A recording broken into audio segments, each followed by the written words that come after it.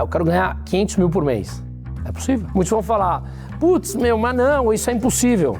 Tá bom, enquanto uns falam que é impossível, os outros estão fazendo. Mas a resposta padrão, que pode parecer clichê, é, nesse mundo, você pode ganhar quanto você quiser. Hoje comigo esse cara que atende mais de 500 milhões de reais com diversos clientes. Ele é um assessor dos melhores de mercado, assessor de investimentos dos melhores do mercado. E a pergunta que ele vai responder nesse vídeo é uma só. Será que qualquer um consegue ou tem que ser apadrinhado, tem que ter alguém ali carregando pelas mãos para poder chegar nesse patamar? Você que não conhece, hoje eu tô com o Bruno Musi aqui, cara fantástico, os clientes adoram, ninguém chega ao patamar de ter 500 milhões de reais de clientes se não fizer um trabalho muito bem feito. Prazer estar papeando contigo, Musi. Vamos tentar ajudar essa turma aí, porque não caíram 500 milhões no seu colo para tomar conta de uma vez, não. Começou ralando ali, diz a lenda que você começou ali com um pouco mais de 200 reais de remuneração do patrimônio dos clientes ali no começo da carreira, vida de marmita, não é? Mas hoje mostrou que dá pra vencer sim, dá pra chegar lá. Agora conta pra mim, que negócio é esse da marmita aí? Que história é essa? Cara, essa história é boa. Primeiro de tudo, eu acho que eu não gosto de nenhum vitimismo, tá? Daquela história, eu vim do nada, não sei o quê. Não, vamos lá. Somos dois, também detesto isso daí, exato, entendeu? Não gosto, não é pra mim. Meu pai veio de uma origem pobre, minha mãe é espanhola, e meu pai se deu muito bem enquanto empresário. Então, eu já nasci em berço de ouro. Meu pai... Só uma pausa, sua mãe é espanhola? Minha mãe nasceu na Espanha. No dia que a gente tá gravando, ela tá bem... E os dois felicidade, hein? Obrigado. E os dois estão morando lá. Então... Que felicidade. Pena dos argentinos. Então, o que eu fiz? Meu pai, enquanto empresário, ele sempre me ensinou aquele negócio. Olha, você realmente nasceu em berço de ouro, coisa que ele não tinha sido. Ele construiu. Falou, eu vou tirar tudo quanto é educação. Você tem um retaguarda, mas você vai construir o teu. Antes de você vir pedir algum luxo adicional, coisa que você queira, construa o teu. E ele me ensinou e foi muito rigoroso com isso. E eu acho que me trouxe muitos resultados. Então, a marmita aqui não é um vitimismo daquela história que se ouve na internet. Ai, coitado, passou fome. Não. Eu nasci em berço de ouro, eu viajei o mundo, meu pai me deu cultura, meus pais me deram, me ensinaram esse tipo de coisa. Estudei em bons colégios. Mas ele falou, agora é contigo. Agora você vai construir o teu. E na época eu não entendia muito bem isso, mas foram valores que eu acho que fizeram toda a diferença na minha construção, para eu chegar em último caminho, olhar e falar assim, eu preciso de alguma coisa, vou pedir para ele. Deixa eu tentar tudo antes, sozinho, para eu chegar para ele e falar, consegui. É nesse sentido, entendeu? Essa história é verdade, porque assim, eu tava voltando, eu morei alguns anos na Espanha, voltei essa primeira vez, foi quando eu entrei no mercado. Antes disso, eu tive uma trajetória de 1 ano trabalhando com tecnologia, que não tinha nada a ver comigo. E aí eu mudei pro mercado financeiro. Minha mãe tinha sido do mercado financeiro, porque ela veio pro Brasil pequena. E aí, o que aconteceu? Quando eu mudei, eu realmente saí, na época eu lembro certinho, eu ganhava R$ 2.700, pô, era um baita dinheiro, em 2005, eu morava com os meus pais ainda, então era pra mim. E o cara foi e falou, beleza, você vai voltar agora pra entrar no mercado financeiro, você entra como estagiário, e eu ganhava isso, na minha carteira tem lá, R$ 250. E era, realmente era isso. Então foi mais um aprendizado, coisa, mas foi o que me abriu portas. Sobre o almoçar marmita, é totalmente real, mas é porque era ali, você lembra desse mercado nessa época, eu atendia mercado cliente institucional, bancos, fundações. Então, assim, você não queria sair da mesa, porque era o pregão viva voz. Se você saísse dali, você perdia uma ordem, a ordem ia para outro operador e os melhores operadores eram promovidos. Então, eu não queria sair para almoçar. Era realmente levar e comer na mesa com aqueles microfones e tal. Eu falo que, era maravilhoso. Eu sinto uma saudade imensa dessa época, pra falar a verdade, viu? Então, sim, é verdade, mas sem o vitimismo de dizer, é porque não tinha o que comer. Não, nada disso. Mas foi crucial para onde depois eu galguei o meu caminho. E aí você trouxe um ponto que eu acho fundamental. Você teve essa disciplina ali. Tava na mesa, esse era o momento. Eu me lembro também de uma fase de carreira que o meu negócio era estar dentro do escritório. Então eu fui morar do lado do escritório, que era para ganhar o tempo que as outras pessoas tinham no deslocamento da casa pro escritório. Eu não tinha, porque eu morava 10 minutos. Preferia pagar aluguel e estar ali. Sem contar que você já chega muito mais animado, entendeu? Mas o que separa o cara disciplinado da sorte? Vamos lá, eu vou fazer uma analogia aqui que eu acho que você vai entender, você que é corredor também, cara. Eu, em 98, no final dos anos 90, eu fui morar com os meus pais nos Estados Unidos. E ficamos 1 ano e meio lá. Antes de eu voltar, uma semana antes de eu voltar, a gente tava numa montanha, tava esquiando e eu estourei o meu joelho. E eu, depois de 1 ano nos Estados Unidos, tava gordinho, aquela coisa toda, né? Apesar de ter jogado tênis antes de eu ir aqui, eu tava gordinho, não sei o quê. E aquilo foi crucial pra mim. Eu estourei o joelho e um médico falou pra mim, você vai ter que operar. e outros 2 médicos falaram, não, você tem chance de não operar se você mergulhar de fato na fisioterapia. E eu não queria operar por algum motivo que hoje eu não sei explicar qual é, mas eu não queria ir pra faca. E foram 8 meses intensos de fisioterapia, intensos mesmo. E eu, cara, não faltava. Tinha que andar na piscina, tinha que... Não importa, se estava chovendo, se não estava, eu fiz. E as pessoas à minha volta falaram, meu, você tem uma disciplina fora do comum. E aquilo foi ficando na minha cabeça e eu fui gostando de receber aquele elogio. E eu não me permiti parar mais. Foi quando eu comecei a correr, não parei mais desde então. Tô com 44 anos, não igual você no teu ritmo, mas de qualquer maneira não parei nunca mais. E de fato, eu sou hiperativo, então o exercício ele me traz essa necessidade de colocar para fora, né? Energia e tudo mais. Então eu acho que eu transportei aquela disciplina que foram me falando que eu tinha para tudo na minha vida. Então quando eu me proponho fazer alguma coisa, eu me torno até, digamos, um paranoico na coisa, sabe? Obcecado. Se eu gosto, se eu quero, se eu não gosto, eu vou meio descartando. Mas quando eu coloco, é meio como se eu prometesse para mim mesmo e não me permitisse falhar, entendeu? E eu acho que talvez vai explicar um pouco das outras perguntas que você vai me fazer. Exato, isso daí essa parte do esporte na disciplina, acho que deveria ser quase que obrigatório na vida de todas as pessoas. Meus filhos são pequenos, a gente fala muito isso em casa, assim, é do esporte que te ensina muita coisa. E aí, Musa, você é um consultor, eu sou um analista. Vamos levar para a turma aí a diferença entre essas duas posições que são igualmente importantíssimas, complementares no mercado financeiro. Qual você acha que é a grande diferença do consultor para o analista? Eu tenho as minhas percepções do analista para o consultor. Vamos lá. Primeiro de tudo, eu acho que está no próprio perfil. Eu sou um cara muito mais macro. Tanto que eu, enquanto economista, o cenário que eu mais gosto é macro. Eu gosto muito mais de analisar o macro do que o micro. E tudo na minha vida eu prefiro o macro. Eu lembro uma vez uma pessoa me falou o seguinte, que eu normalmente vou andando olhando lá para frente. Se tem um buraco na minha frente, é como se eu pulasse ele, tropeçasse e seguisse andando, eu não me importava com os buracos pequenos, porque eu tô olhando lá na frente. Tem gente que olha o buraco, eu nem vejo o buraco. Eu passo ele, eu caio nele, levanto e vou embora, né? E eu acho que isso é a diferença do macro e do micro. Eu acho que o analista ele é um cara que olha muito mais o micro. Por exemplo, você vai olhar muito mais detalhes. Esses dias que eu te perguntei de fundo imobiliário da carteira de um cliente, você me traz detalhes do detalhes, eu passo isso. Enquanto você me passou, eu passo tudo isso que você me deu de detalhes pro cliente, mas eu sou incapaz de conseguir olhar aquele micro do micro do micro. Por isso que eu acho que eles se complementam. E talvez, e aí eu vou até te devolver essa pergunta, eu acho que um analista, ele é menos comercial do que o consultor. Porque quando você é muito comercial, você tende a gostar mais de explicar isso para as pessoas, falar, estar na rua, sair, voltar. Ao passo que o analista, ele tem que olhar ali na minúcia, o que eu talvez vá falar para o cliente ali na ponta final.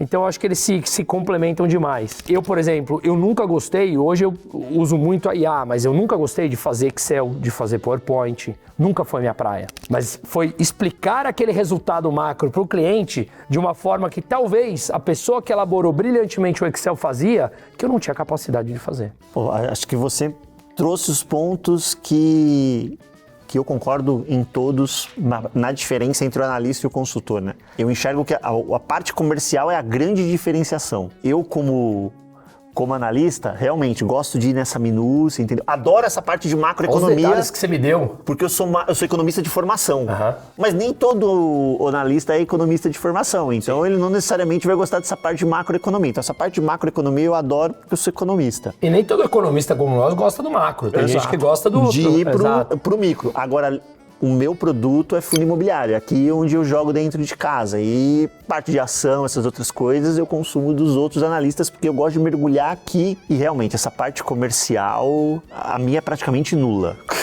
É praticamente nula. Por quê? Porque não é perfil. Não é perfil. O perfil do analista é muito mais se debruçar nos números. Você falou que nunca gostou de Excel, PowerPoint. Nunca. A minha carreira, ela cresceu muito por conta disso, porque eu estava ali no Excel desenvolvendo coisas que outras pessoas não conseguiam fazer, e aí eu ia crescendo.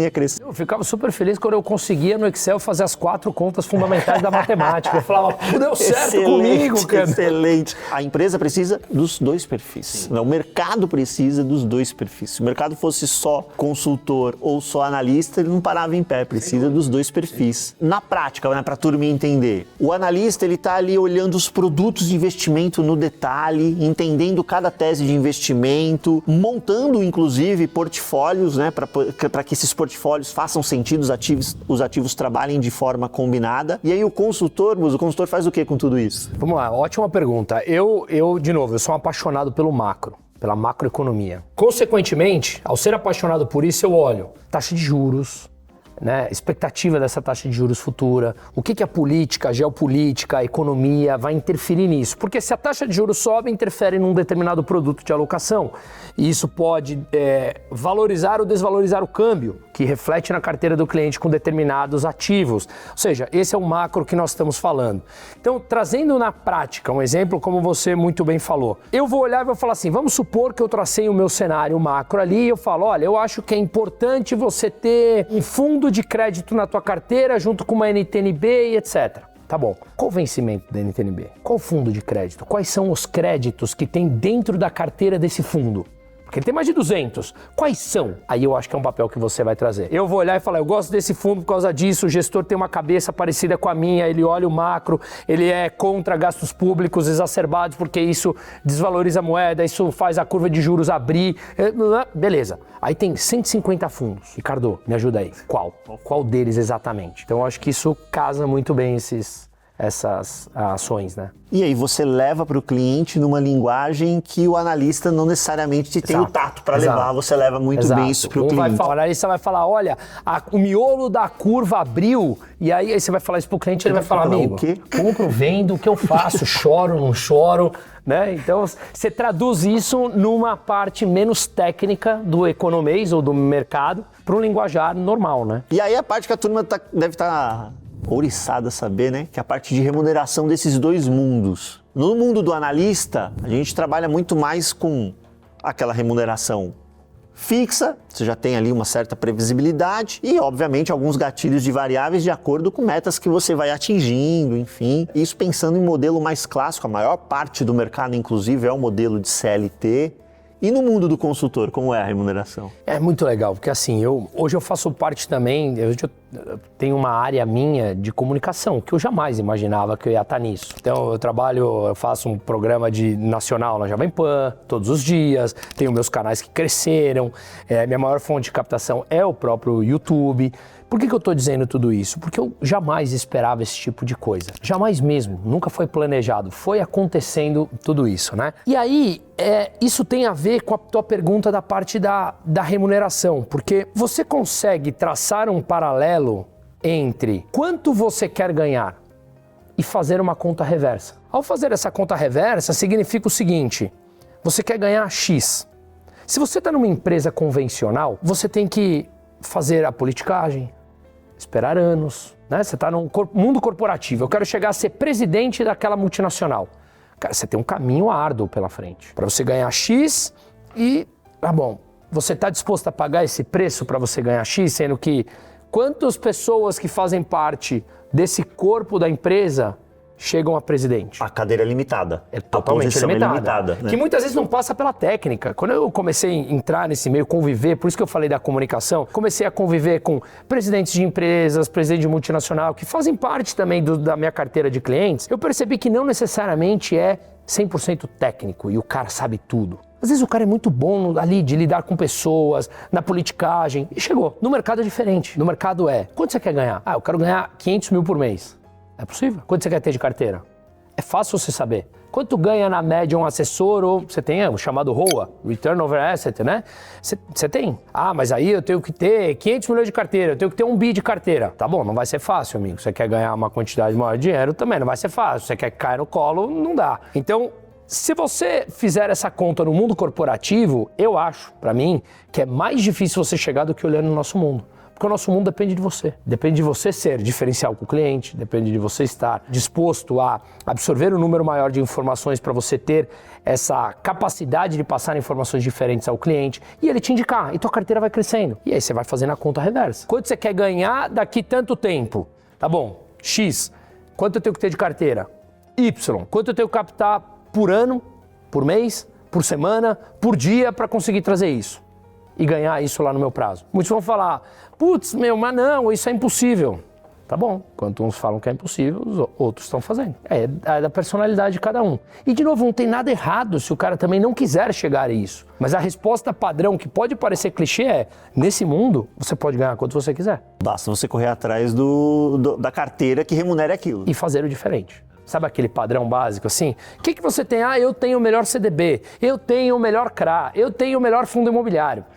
Para, porque não é verdade. Porque esse commodity está disponível para todo mundo. Se o cara não quiser você, quiser fazer sozinho ou com outro, tá lá disponível na mesma plataforma ou na plataforma do lado. O mesmo CRA, a mesma debênture, o mesmo CDB, tá lá. O que você tem que fazer diferente para você ser atrativo para o cara? Tem que entregar algo a mais. Você tem que entregar algo a mais. E hoje, na minha opinião, ainda mais com inteligência artificial disponível para você fazer a parte burocrática, o algo a mais é informação. E informação não é informação, muitos vão achar, não, mas é informação, como é que chama, privilegiada. Não, nada. Informações adicionais. O cara é um advogado, o cara está tocando a vida dele, o cara é um médico, o cara é o presidente de uma empresa. Gera um valor adicional para ele. Esteja presente, entenda a linguagem do cara, entende o que é vantagem para ele, o que não é vantagem para ele. Isso exige determinados conceitos. Voltando um pouquinho lá atrás, rapidamente, se me permite, lembra lá atrás quando eu te falei que, apesar de eu ter a condição em casa, meu pai falou: agora é com você, você que vai se virar?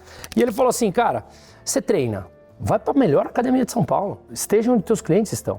Que é lá que você vai fazer relacionamento. Você não vai conhecer o melhor cliente teu indo todo dia na academia que custa R$10 por mês. Puta, mas como é que eu vou fazer isso? Como é que eu vou pagar isso aqui, pai? Custa tanto. Deixa de sair toda sexta, sábado e domingo. Pô, pai, me ajuda aqui.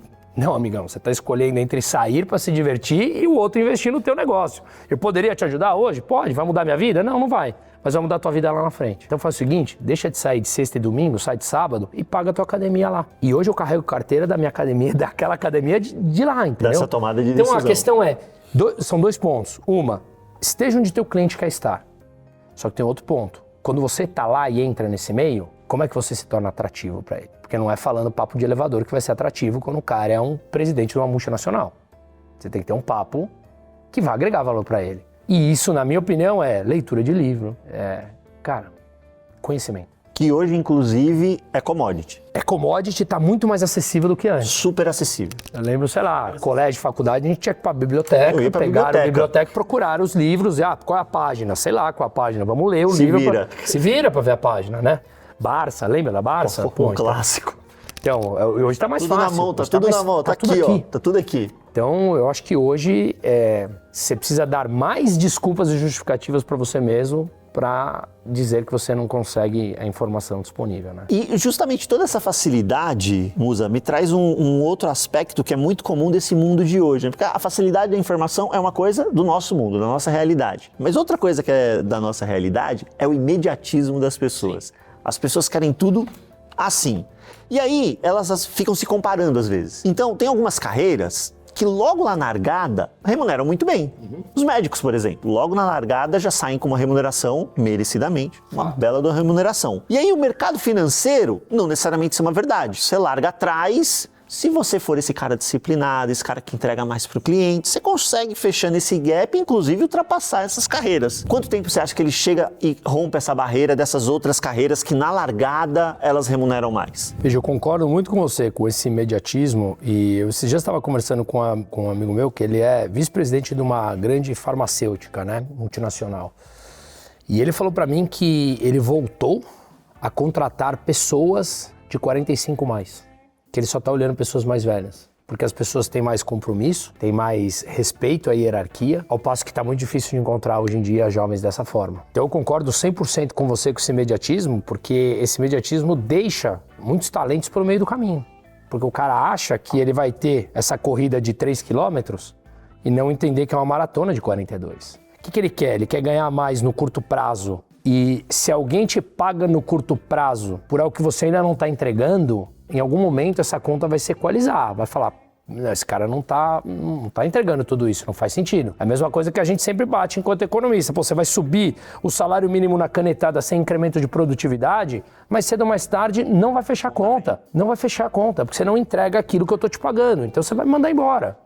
É assim. Então, quando você entende essa corrida de 42 quilômetros, eu acho que ele é muito mais saudável você entender que no curto prazo você vai ser remunerado pelo que você entrega. E é normal que com 18, 19 anos você está começando no mercado, você entregue menos, porque você não tem conhecimento ainda. da própria vida, do próprio mercado, de entender o histórico do passado, de saber se posicionar contra quem vai ser seu cliente, que é um cara de 50, 60 anos de idade, que já tem uma bagagem de vida. Então eu acho que essa pessoa precisa entender esse processo. Claro que se esse cara vier, e aí nós estamos falando dos expoentes, mas se esse cara vier de um meio onde ele fala, captei meu pai que tem 100 milhões, você olha e fala, tá bom, então esse cara vai começar ganhando. Mas na grande média, isso não é uma verdade. Isso é um outlier, né? É um outlier total. E todos nós temos um limite no tal Family and Friends. Captou um amigo aqui, o pai, não sei o quê, esgotou. E agora? Como é que faz para realmente ser grande, né? E eu acho que você precisa entender que esse processo passa por um processo de amadurecimento. Tem muita gente hoje em dia ainda, você falou da geração imediatista, tem muita gente hoje que olha e fala, mas o cliente não quer saber de mim porque eu sou mais novo, isso é um preconceito, é um preconceito. Amigo, não é. O cara ganhou a vida inteira, é o dinheiro da vida dele. Ele vai botar na mão de alguém que tem 1 ano de mercado? É normal, se coloque no lugar do cara. Eu sempre brinco, você precisa operar tua cabeça, ir lá e abrir tua cabeça. Você vai num recém-operado ou você vai num médico que tem 50 anos de idade? Mas aí é minha cabeça. Sim, é o dinheiro do cara, é a aposentadoria dele, da família dele, é claro, é normal. Então entenda que você vai precisar passar por caminhos tortuosos.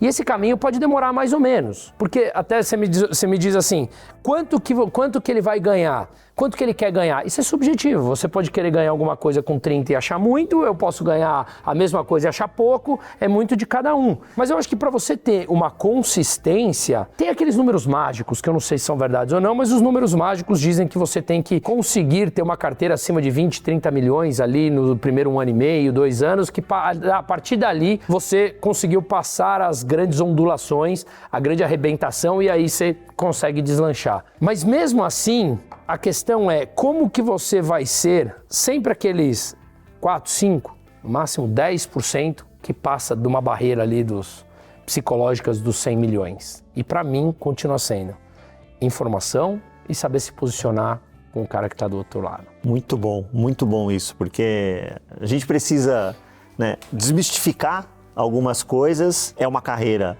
que obviamente remunera super bem, acho que dá um certo grau de liberdade também para a pessoa, porque você colocou muito bem, olha, eu quero ganhar tanto, sei mais ou menos quanto eu preciso ter de carteira, né, o famoso AUC, sei quanto eu tenho que ter de carteira para poder ganhar isso, então isso te dá certas liberdade, né, mas grandes poderes também trazem grandes responsabilidades, então vamos lá, tenho que estudar, tenho que saber me posicionar com o cliente, tenho que ter uma boa oratória, etc. Muito bacana, né? Você falou desse número mágico aí, que é mais ou menos 1 ano e meio, 2 anos, né? No teu círculo de consultor, Mussa, com toda a tua experiência já, você vê que número é atingível mais ou menos nesses 2 anos? E a turma fala assim, não, tô tranquilo. 2 anos, chegou num tal número e o pessoal olha, eu não vou dizer satisfeito, mas você sabe que a turma, porque o ser humano, satisfação do ser humano é um bicho difícil, né? Mas você sabe que com aquele AUC ali, aquela carteira, depois de 2 anos, a turma já tá mais...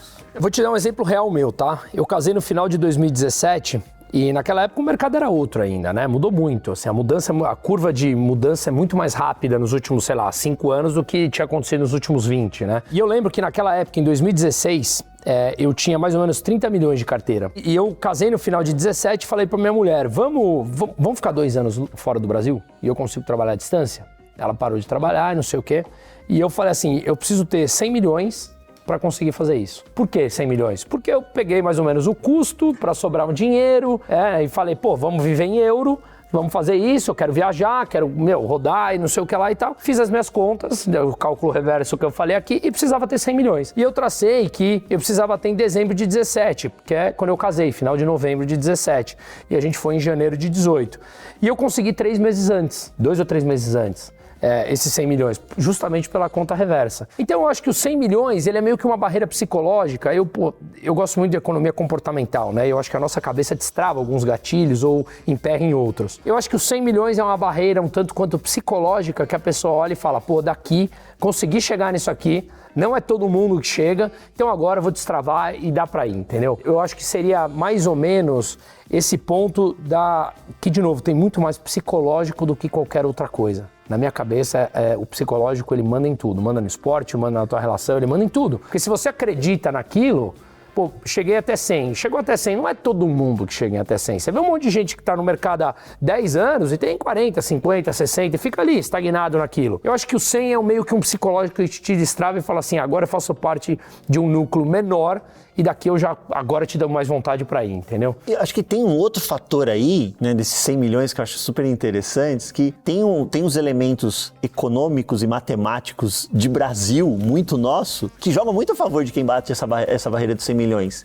Porque você entregar 10% ao ano para o cliente não é nenhum esforço heróico em se tratando de Brasil. É só a gente olhar o histórico. Não é nenhum esforço heróico. E a tua carteira cresce 10 milhões nessa brincadeira. Exato. Não é porque o patrimônio do cliente está crescendo 10 milhões. 10 milhões por ano, simplesmente porque você juntou 100. Você não captou mais nada e vai estar crescendo 10 milhões por ano. Você manter os teus clientes. Você manteve, o cliente está atendendo bem, bonitinho, o patrimônio da turma está crescendo 10 milhões por ano e não é nenhuma rentabilidade heróica. Que dá quase 1 milhão por mês. Quase 1 milhão Fora a captação que você pode ter ou deve ter de indicações, de novos clientes, etc. e tudo mais. Então, sem dúvida, aí você entra, igual o Brasil entrou na inércia da dívida explosiva, que é negativo, você entra no lado positivo da inércia do crescimento automático da própria carteira, né? Exato, exato. A gente está com um evento falando sobre remunerações na ordem de R$18 mil por consultor em até 2 anos. Ele ganhando, consultor. Você entende que isso é piso, é média, é o concurso ali, é o outlier? Eu diria, Ricardo, que pelo que eu já vi, eu tô há 19 anos nessa, né? Antes de eu vir para cá, eu era sócio de uma empresa que eu ajudei a fundar. E essa empresa, nós vendemos ela para um banco. Então, eu lidei com muita rotatividade lá. Era uma das grandes, ainda segue sendo uma das grandes do Brasil. Então, foram muitos anos em que eu vivi muita gente lá dentro. E eu acho que se eu traçasse aqui, fazendo um cálculo de cabeça, não tenho esses números, mas se eu traçasse uma grande média ao longo de todos esses anos, eu acho que você falou dos 18, ele já te colocaria acima da média. Só que tem um ponto, na minha opinião, e pode ser duro. A média é muito baixa. Então o esforço vai te premiar muito mais do que isso. Muito mais. Muito mais do que isso. Mas muito mais do que isso. Isso é um ponto interessante. Mas muito mais do que isso. O desvio padrão ajuda o esforçado. Tem uma palavra que, no meu entender, no português, ela ficou um pouco alterada no conceito público, que é medíocre. O medíocre passa a ser usado como assim, nossa, você é medíocre, né? Como algo pejorativo e muito ruim. Mas o medíocre é que você é médio ali, na definição básica. E a média no Brasil é medíocre. É triste, mas em compensação, para quem sabe identificar isso... É oportunidade. É oportunidade. Não vamos olhar para a média, porque a média é muito baixa. Olha para a oportunidade que você tem. Oportunidade e medo sempre andam de mão dada. Muito. Vocês estão ali sempre de mãos dadas, né? Muito, muito, muito. Sem dúvida nenhuma. Então eu acho que o campo de oportunidade é tão imenso que quando você percebe isso, sinceramente... Cara, os 18 não é nada. Você atropela a média.